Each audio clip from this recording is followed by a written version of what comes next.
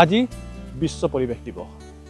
5 June তাৰিখে প্ৰতি বছৰে বিশ্ববাসীয়ে পৰিৱেশ সংৰক্ষণ আৰু পৰিৱেশ ৰক্ষাৰ বাবে পৰিৱেশ দিৱস উদযাপন কৰে। এইবাৰ পৰিৱেশ দিৱসৰ মূল বিষয়বস্তু হৈছে পৰিৱেশ তন্ত্ৰৰ পুনৰুদ্ধাৰ। এই পৰিৱেশ তন্ত্ৰৰ অন্যতম এক গুৰুত্বপূৰ্ণ অংগ হৈছে জলাশয়সমূহ। অসমৰ বুকুত হাজাৰ হাজাৰ জলাশয় আছে, কিন্তু এই জলাশয়সমূহ কিমান সংৰক্ষিত? উত্তৰ পূব ভাৰতৰ প্ৰধান চহৰ হৈছে মহানগৰী গুৱাহাটী।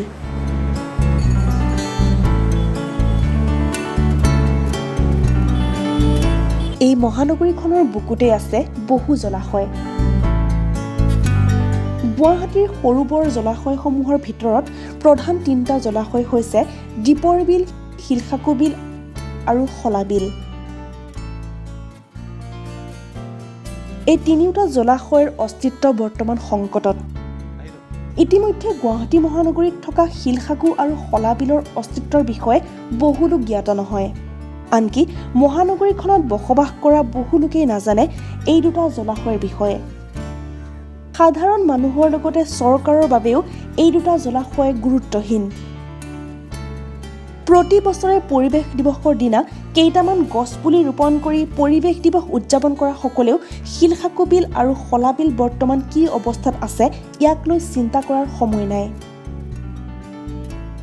এইবাৰ যিহেতু পৰিৱেশ তন্ত্ৰৰ পুনৰুদ্ধাৰৰ বিষয়বস্তুক প্ৰাধান্য দি পৰিৱেশ দিৱস উদযাপন কৰা হৈছে, গতিকে পৰিৱেশ তন্ত্ৰৰ গুৰুত্বপূৰ্ণ অংগ হিচাপে মহানগৰীৰ জলাশয়সমূহৰ সংৰক্ষণ কিমান প্ৰয়োজন এই সম্পৰ্কে ইষ্টমোজো অসমৰ এক বিশেষ প্ৰতিবেদন। মহানগৰী গুৱাহাটীত থকা জলাশয়সমূহ সংৰক্ষণ কৰাৰ বাবে চৰকাৰে সময়ে সময়ে বহু আঁচনি লৈ অহা পৰিলক্ষিত হয়। যদিও বাস্তৱ ক্ষেত্ৰত কিন্তু এই আঁচনিসমূহে চৰকাৰৰ ফুপুৰাস্বৰূপ উদঙাই দিয়ে। জলাশয়সমূহ সংৰক্ষণৰ ক্ষেত্ৰত চৰকাৰৰ কোনো ধৰণৰ গুৰুত্ব নথকাৰ ফলতেই মহানগৰীৰ 2টাকৈ জলাশয় ধ্বংস হোৱাৰ উপক্ৰম হৈছে। বেদখলকাৰীৰ কবলত পৰি ইতিমধ্যে সম্পূৰ্ণৰূপে ধ্বংস হৈছে শিলখাকু আৰু শলা বিল। মেটেকা আৰু আৱৰ্জনাৰে ভৰি পৰিছে এই জলাশয় 2টা। এবাৰ যিটো থিম দিছে ৰেষ্ট'ৰ ইক'চিষ্টেম, এই থিমটো মই ভাবোঁ যে আমাৰ কাৰণে আচলতে বহু সময় এতিয়া বহু দেৰিয়ে হৈ গ'ল। এতিয়া আমি যদি অকল এনভাইৰনমেণ্ট এইটো বাদ দিয়া, আমি যদি প্ৰত্যেক বছৰটোৰ প্ৰতিটো দিনে প্ৰতিটো ঘণ্টাটো আমি যদি তাৰ কাৰণে অহৰহ চেষ্টা কৰোঁ, তাৰ পাছতো মই ভাবোঁ যে আমি যিখিনি অলৰেডি ক্ষতি কৰিলোঁ সেইখিনি আমি বোধহয় তাৰ ক্ষতিপূৰণ কৰিব পৰা নহ'বগৈ। কাৰণ আমি সকলোৱে জানো যে আমাৰ যিবোৰ অৰণ্য, এতিয়া আমি দেখোঁ যে বিগত সময়তো যেতিয়া আমাৰ পৰিৱেশ দিৱস উদযাপন হয় তেতিয়া কেৱল মানুহে গছপুলি ৰুৱে। সেই দিনটোত গছপুলিয়ে আমাৰ গ্ৰীণ কাভাৰটো ডেফিনেটলি বঢ়াব, কিন্তু যিটো ইক'চিষ্টেম প্ৰাকৃতিকভাৱে যিটো পৰিৱেশ তন্ত্ৰই গঢ় লয়, যিটো প্ৰকৃতিয়ে সৃষ্টি কৰা ইক'চিষ্টেম, সেইটো আমি গঢ় দিব নোৱাৰোঁ। প্ৰকৃতিয়ে এটা ইক'চিষ্টেম গঢ়ে, তাৰ কাৰণে হাজাৰ হাজাৰ বছৰৰ প্ৰয়োজন হয়। কিন্তু আমি যেতিয়া দ্ৰুত গতিত আমাৰ আৱাসেই হওক বা আমাৰ বিভিন্ন ধৰণৰ ডেভেলপমেণ্ট প্ৰজেক্টেই হওক, ইনফ্ৰাষ্ট্ৰাকচাৰ ডেভেলপমেণ্টৰ কাৰণেই হওক, আমি যেতিয়া একেবাৰে ৰাতিৰ ভিতৰত একোখন অৰণ্য, একোটা পাহাৰ ধ্বংস কৰি পেলাইছোঁ, তাৰপাছত আমি আকৌ ৰেষ্ট'ৰ ইক'চিষ্টেম বুলি ক'লে আমি গছপুলি লগাই পেলাই কেৱল সেইটো কৰিব নোৱাৰোঁ। এইটো এটা বলিয়ালি বা মূৰ্খামি বুলি মই ক'ব খোজোঁ। গতিকে বিগত সময়ত আমি দেখিলোঁ কি ধৰণে আমাৰ গোটেই অৰণ্যবোৰ ধ্বংস হৈ গ'ল। অৰণ্য মানে আমাৰ যিবোৰ প্ৰটেক্টেড এৰিয়া, আমি নেশ্যনেল পাৰ্ক আছে, প্ৰটেক্টেড এৰিয়াৰ ভিতৰত আমাৰ ৱাইল্ড লাইফ চেংচুৰীজ আছে, ৰিজাৰ্ভ ফৰেষ্ট আছে, ক্লাছিফাইড বিভিন্ন ফৰেষ্ট আছে। সেইবিলাকৰ লগত আমাৰ যিবোৰ ৱেটলেণ্ড বা জলাশয়, খাল বিল জলাশয় নদী, এই সকলোবোৰো আমি কিন্তু এফালৰ পৰা ধ্বংস কৰি আনিছোঁ। গোটেই অসমত আজি যাওঁ, এসময়ত আমাৰ প্ৰায় 3,500ৰ ওপৰত বিল জলাশয় আছিল বুলি কয়, কিন্তু এতিয়া যদি আমি চাব যাওঁ মই ভাবোঁ যে তাৰ আধাও হয়তো বৰ্তি থকা নাই। গুৱাহাটীত আমাৰ যিবিলাক বিল জলাশয় আছিল তাৰ ভিতৰত আটাইতকৈ গুৰুত্বপূৰ্ণ আছিল 2খনকৈ চলা বিল, সৰু চলা বৰ চলা, ইফালে বুন্দাজান আছিল, এইফালে দীপৰ বিল আছিল, শিলখাকু আছিল।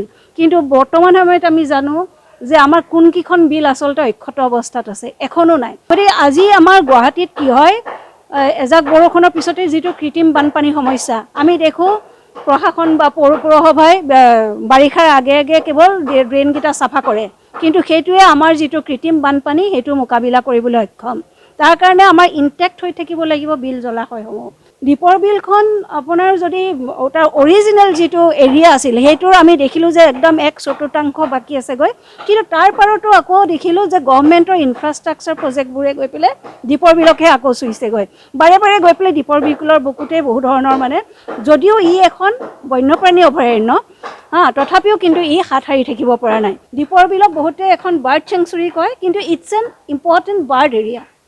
বন্যপ্ৰাণী হাতী বাঘ বা এইবিলাকৰ লগতে ই এখন হৈছে মাইগ্ৰেটৰী বাৰ্ড বা আমাৰ ৰেচিডেণ্ট বাৰ্ড বহুতৰ কাৰণে ই এখন সাংঘাতিক ধৰণৰ এটা মানে উৎকৃষ্ট এখন স্থান।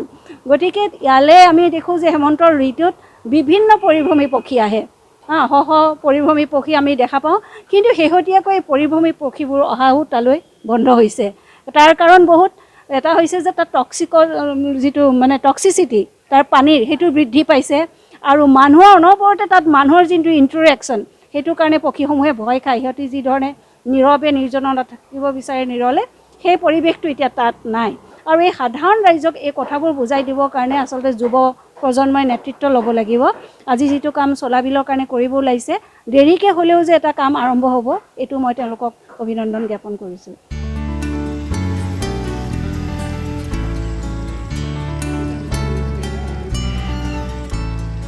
মহানগৰী গুৱাহাটীত থকা বিভিন্ন জলাশয়সমূহৰ ভিতৰত দীপৰ বিল সংৰক্ষণৰ বাবে যিদৰে গুৰুত্ব প্ৰদান কৰা হয়, সেইদৰে অন্যান্য জলাশয়সমূহ সংৰক্ষণৰ ক্ষেত্ৰত গুৰুত্ব প্ৰদান কৰা দেখিবলৈ পোৱা নাযায়। কিন্তু এইবাৰ ইনচাইড আউট নামৰ এক সংগঠনে চৰাবিল সংৰক্ষণৰ বাবে আগুৱাই আহিছে।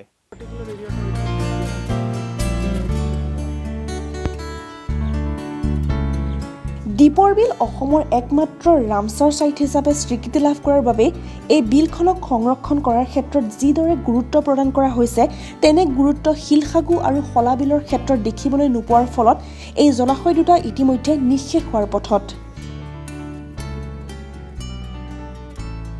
ইতিমধ্যে শিলসাগু বিলৰ অস্তিত্ব সম্পূৰ্ণৰূপে নিঃশেষ হোৱা বুলি ক'লেও ভুল নহ'ব, যদিও শলাবিলৰ ৰক্ষা কৰাৰ বাবে আজি পৰিৱেশ দিৱসৰ দিনাই পদক্ষেপ গ্ৰহণ কৰা হৈছে।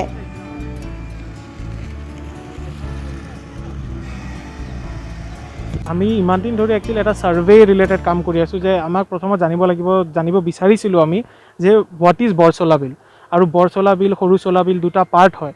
এই গোটেই পাৰ্টৰ আমি মানে এটা চৰ্ট অফ আমি কি ক'ম মানে গোটেই এটা ছাৰ্ভে কৰিলোঁ। ছাৰ্ভে কৰি আমি এইটো গম পালোঁ, ইয়াতে ফাৰ্ষ্ট অফ অলটো বহুত স্পিচিছ অফ বাৰ্ডছ এতিয়াও আছে। আগত আৰু বেছি আছিলে, কিন্তু এতিয়া অলপ কমিছে, ডেফিনেটলি বহুতখিনি কমিছে, কিন্তু তথাপিও বহুত স্পিচিছ অফ বাৰ্ডছ আছে।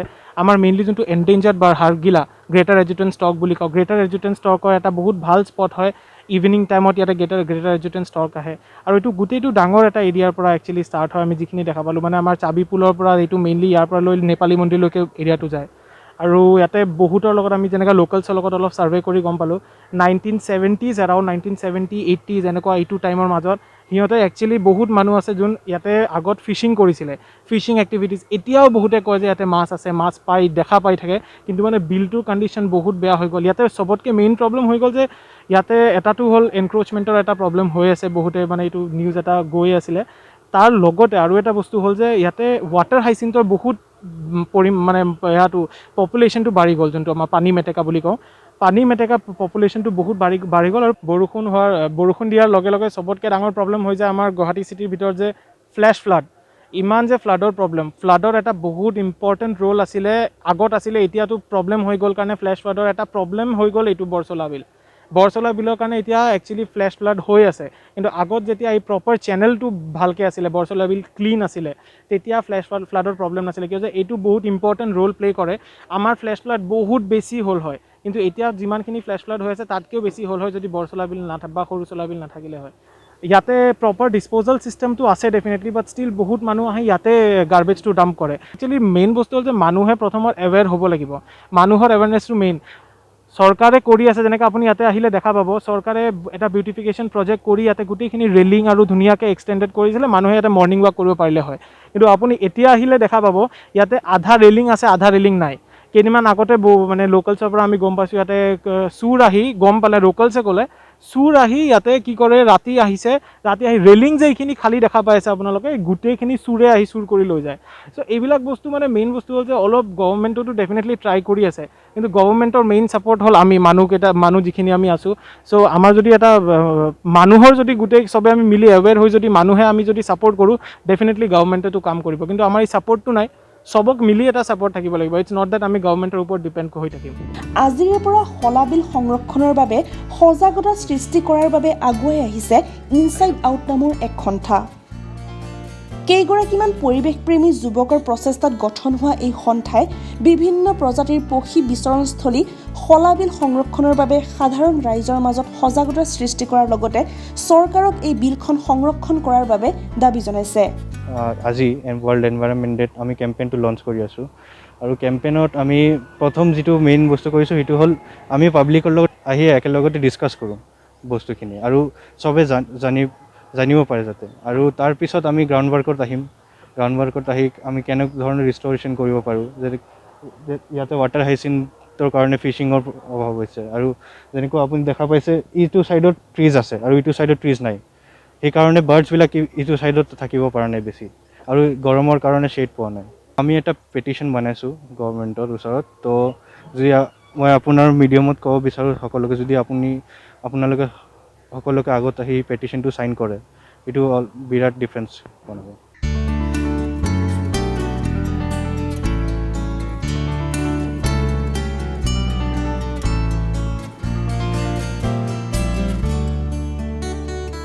ইতিমধ্যে মৃত্যুৰ মুখত পৰা জলাশয়সমূহ পুনৰুদ্ধাৰ কৰাটো কিমান দূৰ সম্ভৱ, এয়া এক ডাঙৰ প্ৰশ্ন। যদিও পৰিৱেশতন্ত্ৰৰ পুনৰুদ্ধাৰৰ বাবে মানৱ জাতি জলাশয়সমূহ উদ্ধাৰৰ বাবে আগুৱাই আহিবই লাগিব।